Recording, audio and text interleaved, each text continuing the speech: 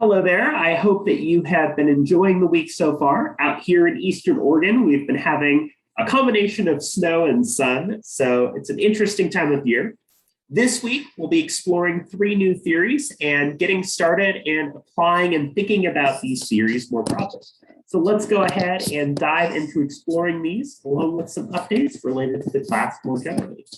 All right. So I have a couple notes. The first one is that instead of a standard discussion or activity that I'm asking you to complete through Canvas, I'm asking you to instead complete the annotated bibliography assignment.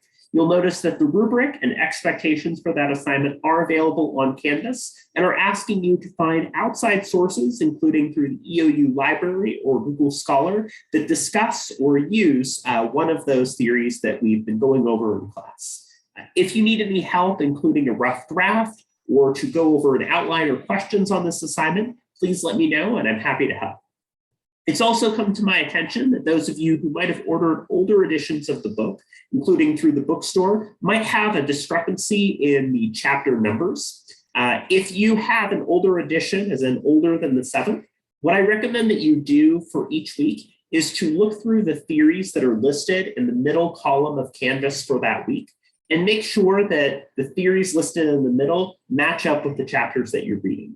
So there's a chance, for instance, that a theory might be in a different numbered chapter in an older edition. Just make sure that you are reading the chapters that correspond to those theories.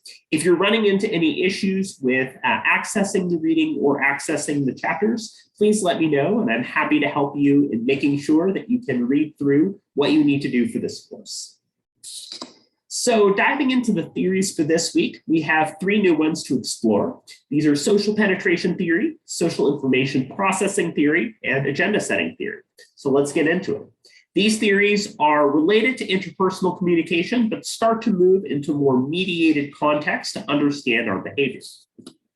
The first theory is social penetration theory. If you've ever seen the popular animated film Shrek, which has been popular and used in memes a lot, there is a famous analogy where Shrek compares himself to an onion, saying that he has layers and he is not just this big scary ogre, but has more to his personality than might meet the eye. And that in a nutshell is social penetration theory. It's this assumption that we move from more detached and superficial relationships with people we don't know very well to intimate and deeply connected relationships with people that we share meaningful connections with. But that this stage of bonding and connecting with other people happens over time as a relationship from closer to further. Again, it takes a socio-psychological approach. It's interpersonal between 2 people, and again, takes a positivistic or empiric science and data-oriented approach to our communication. It comes from the social psychologists Altman and Taylor, pictured here.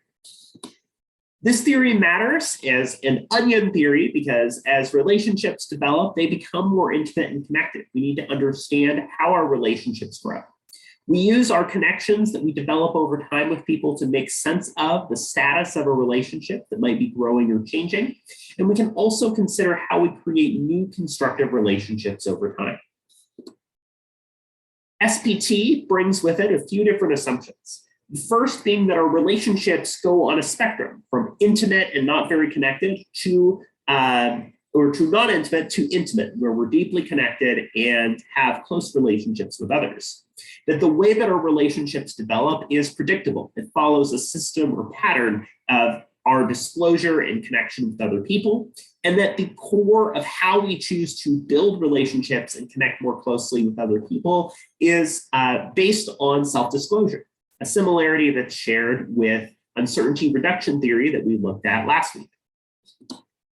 We can think about this as these different models, like an onion, where there's peripheral layers or basic information that you share with people. The intermediate layers of the onion get into some of our personal beliefs and things that might be a little bit more related to our personality.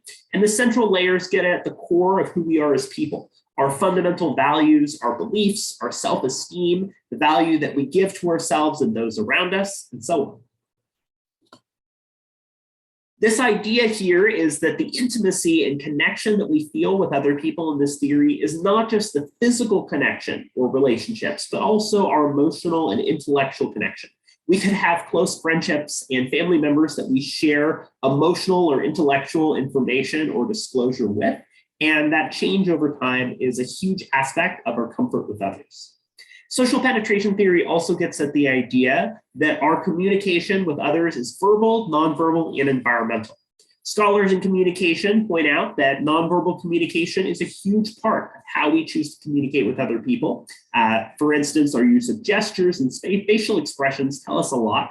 Environment, including the setting in which we communicate, or our willingness to share with other people a personal location, such as a restaurant that's really important or meaningful to us, is also a way that we might build intimacy with others.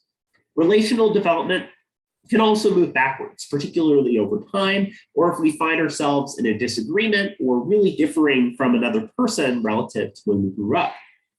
There's this idea of a transgression or a violation from the rule, or what we come to expect in the layer of the relationship. And also the idea that our relationships that we form with other people can involve depth. Depth being the degree of focus or tension we can have on a hobby or task. For instance, maybe you spend a whole lot of time hiking with somebody else and you're doing a bunch of day trips and camping. And breadth would be the range of activities or conversations or topics that you can spend with another person. For instance, if somebody is easy to get along with and is up for anything. When we think about social penetration theory, we can think about the rewards and costs. Similar to social exchange theory that I had you explore last week, it's this idea that our relationships are defined in terms of the rewards and costs that we see. We're oftentimes making a decision on whether we see it as worth it to self-disclose and share more detailed or intimate relationships with other people, knowing that there is risk in outing or sharing some of our personal beliefs and ideas, and that people that we talk to might not be on the same page as us. We also consider things such as culture and coming from different cultural backgrounds that impact our self-disclosure and comfort sharing views that we might find ourselves disagreeing with. As we move through social penetration, we start with an orientation stage where we're just sizing up and getting to know people in our lives. We have what's known as an exploratory affective exchange, where we're starting to develop our personality and share a little bit more of ourselves with other people. In an affective exchange, we feel comfortable. We maybe regularly text or message or keep contact with people to keep them updated.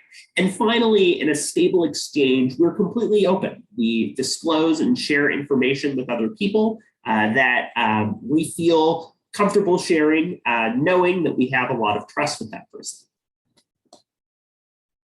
Like other theories in the class, there is critique here.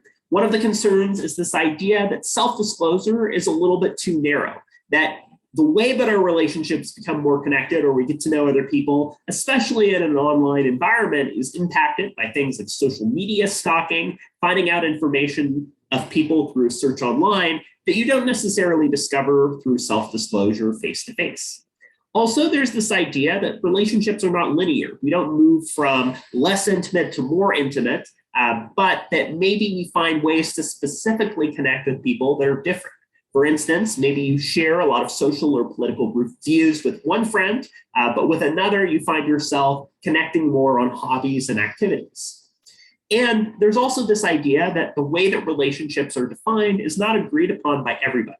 For instance, a relationship could feel one-sided, very close to one person and not quite as close to the other, showing us that this way of thinking about relationships can have its problems. As mentioned, in the film Shrek, the titular character talks about how he has layers like an onion, that the assumptions and preconceptions that people have about him in terms of his physical appearance and behavior actually suggest that he's a more sensitive or thoughtful person than people let on. And this deals with this idea of self-disclosure and using this metaphor to try to share that there's more to him than people might assume or think. And this frustration that those deeper levels of connection are not necessarily things that other people understand. Again, showing us this theory. Secondarily, we can look at social information processing theory. This theory suggests that we have a lot of success and we feel good in our relationships in how we manage our impressions with other people online. If you've heard of the popular game Second Life, it's an example in which we create a digital avatar that can do things like play games, do social activities, and similar online forums or online games in which you create avatars and navigate a virtual world are examples of how we can create connections online. It takes a socio-psychological perspective, again, understanding our relationships, similarly is interpersonal, but occurs in an online context, and again, takes a positivistic and empirical approach. This theory also comes from Joseph Walther, who actually predicted a lot of the significance of online and mediated communication before it really started to take off. Some of the main assumptions of social information processing theory is this idea that computer-mediated communication using things like messaging and similar services provides unique opportunities to connect with people, including the use of phones. That when we communicate online, we're more motivated to form favorable impressions. That is because we can present a version of ourselves online that might be a little bit different than face-to-face. And also the idea that when we have relationships online, it takes a lot of time and messages to develop intimacy compared to face-to-face relationships. You have to spend a lot more time getting to know and sharing information because less information can be shared in an online exchange than a face-to-face one with all of the nonverbal communication that would otherwise be at play. Some ideas here for this theory include the idea that we strategically disclose and choose to share information online. For instance, the social media profiles that you have and choose to use are one example. Whether or not you use social media and how much you put on your social media accounts is one aspect of strategic disclosure. Also, according to social presence theory, we'll use media, for instance, creating something like a Twitter handle to make ourselves aware of each other and relate to each other. There's also this idea that connects here known as media richness theory. That is, the more sensory involvement we have through media, the more deeper and personal connections we can form. For instance, on one extreme, we might have sending an email, which is fairly detached and not very intimate, but doing something like a Zoom or FaceTime call is a lot more intimate and personal. Additionally, the hyper-personal perspective is the idea that in some contexts, an online relationship can be more intimate or personal than a face-to-face one, knowing that there's more opportunities to communicate a lot longer than there might be face-to-face. And then there's also the idea of warranting. Getting back to our example last week of catfishing, we're oftentimes trying to verify the accuracy of information that we receive online. Additionally, this theory suggests that there are three selves. The actual self that refers to who we really are as people. So who are you in terms of your demographics, biology, and so on. Your ideal self, in a perfect world, what would you be? Maybe you're using something like an Instagram filter or Photoshop to slightly change your appearance. An ought self is who you think you should be. If you feel like you're not quite at your ideal self, what do you need to do to get there? And so making some changes, or perhaps, as a lot of people do on dating apps, making some inaccurate information about who you are ways that we manage ourselves and our sharing of identity. As mentioned, Second Life was developed in 2013 as an online community for people to engage with each other in virtual spaces. Dr. Tonya Anderson in our communication program is a scholar who uses Second Life in activities and assignments and is a great person to talk to if you're more interested in this. But Second Life gained significant popularity and usage among players and was able to use these online settings to form deep and important relationships that occurred online, and even to incorporate things like nonverbal communication in so doing. In terms of critique, this theory has been critiqued as being kind of hard to test because relationships that develop online happen over time. It's hard to figure out right away if a relationship is developing in a meaningful way compared to face-to-face. Additionally, there are some things that just can't happen online. We've learned this over the last couple of years that in a lot of situations that virtual meetings and engagement are not quite the same as face-to-face. And also that we are motivated by factors beyond impression management. For instance, if we're interested in being misleading in how we use social media profiles, we might share that. Or people have taken to presenting honest versions of themselves in order to show and disclose the challenges that they might be experiencing, even if they don't manage the most positive impression possible. Our last theory is called agenda setting theory. And this theory suggests that media set the agenda for the public. They tell people what's important by the number of times that they report and talk about an issue. And in the same way, what's not included or part of the agenda is seen as not important.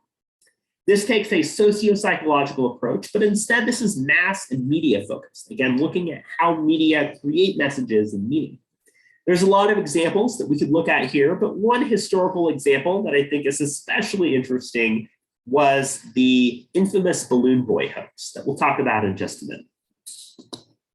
Agenda setting theory argues that media establishes an agenda that doesn't just reflect reality, but is filtering reality for the public. You can kind of think about it as like a funhouse mirror or a pair of glasses or a filter. That media is not just reporting on issues, but also reporting on the ways that we should think about and talk about issues, especially if we think about things such as media bias. News plays an important role in shaping our reality. We don't just learn about issues, but we also learn about what's important. For instance, what are on the headlines? And if you get something like I do, where there's like this Apple News like weekly recap, it's telling you what they believe is important in news coverage. Media can set the agenda in terms of things like credibility, the extent of conflicting evidence, the values, and the audience's need for guidance. In other words, these factors impact how we take in or interpret that agenda.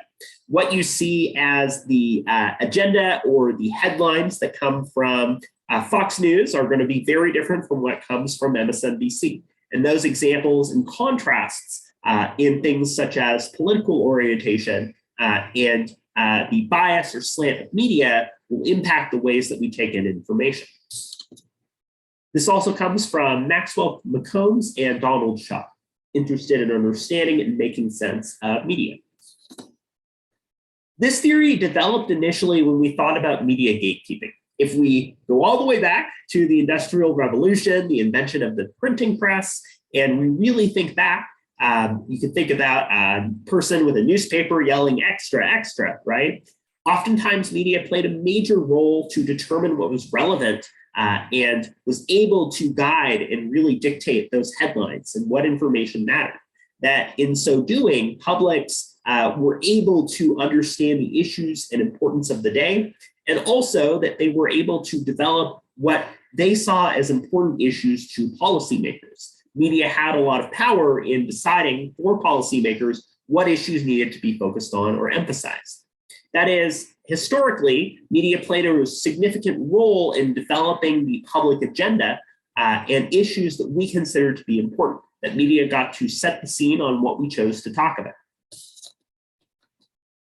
This theory has three stages, and pictured on the right was the infamous Terri Schiavo case. You might have been familiar about this case during the Bush administration, in which there was a question as to whether or not a woman who was in a largely comatose and vegetative state was to be removed from life support. This gained intense national attention and media coverage, and is an example of how stories were portrayed and emphasized by using agenda setting.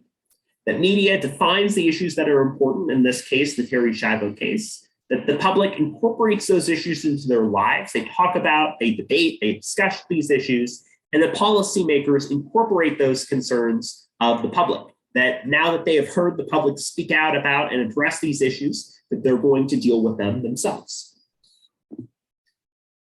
In other words, there are these three different levels. One might be considered to be the agenda, the important issues that media determine as things that society should focus on. Attribution, which refers to the parts of the issue that we should care about, and the specific elements of that story we should pay attention to.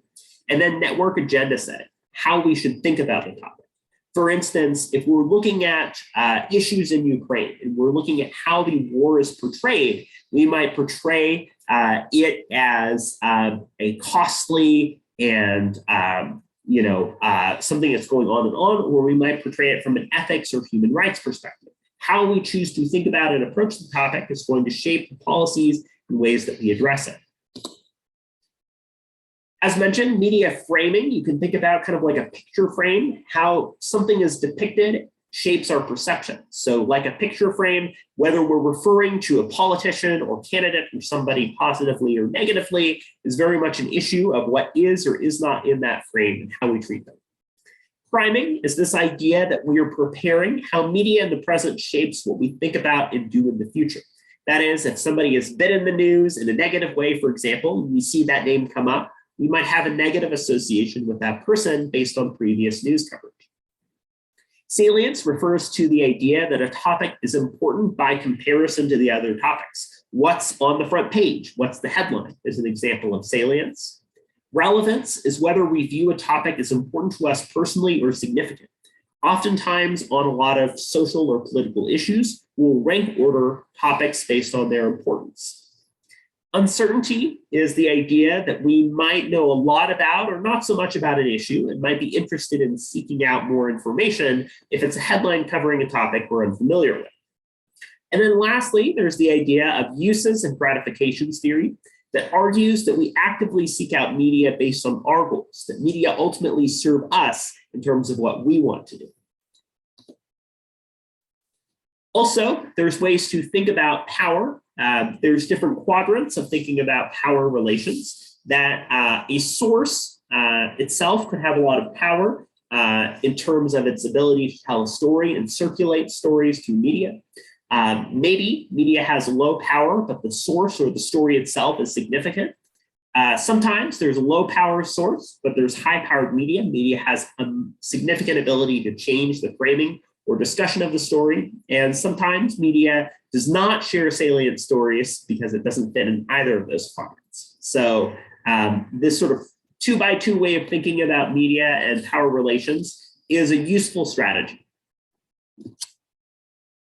Additionally, there's this idea of pack journalism or groupthink, the idea that oftentimes journalists will cover similar content and draw similar conclusions to each other. That there's oftentimes people following the leader or publishing similar stories relative to one news outlet, and oftentimes there's a race to be the first one to get the story out. One concern is whether or not there's a public agenda anymore. So as a critique, we've seen that our use of media has become very splintered, that we're very politically polarized, and that we're oftentimes getting media from very different sources depending on our social or political views. That is, that media, therefore, doesn't have the ability to create public headlines or information in the same way because we're getting that information more from outlets that reinforce our own views. Another idea here is that agenda setting theory could be too broad, that media have different agendas that might be based on, in addition to social and political views, topics or issues of expertise or specialization. And because of the use of internet, social media, and information going viral and getting attention, that maybe those things have a much greater power in forming the agenda, and that we don't get the same significance in agenda setting that we do through the use of information circulating online. For instance, the use of social media to share and circulate articles and information. So in 2009, there was an infamous media case in which there was somebody that was putting a hot air balloon up in the air. And there was stories and there was a rumor that there was a young boy that was inside this hot air balloon that had floated up in the sky and lost control. Media paid a ton of attention to it. It gained a ton of attention and coverage as people were watching this hot air balloon float in the sky in Colorado.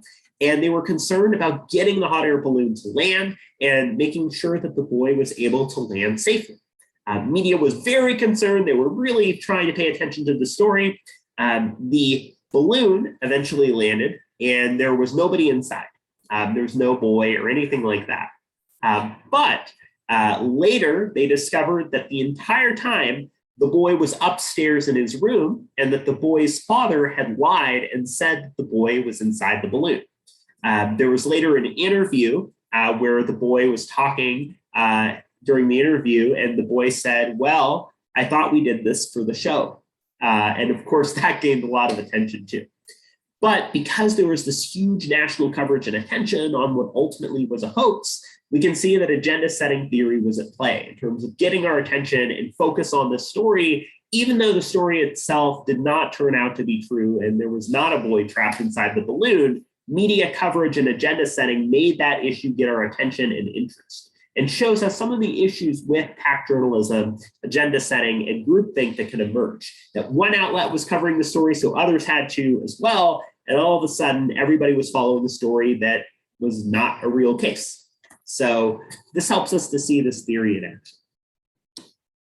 So to wrap up this week, we've talked about social penetration theory that explores our self-disclosure and comfort with relationships like an onion. We've looked at social information processing theory that looks at how we use online settings to self-disclose and share information with others.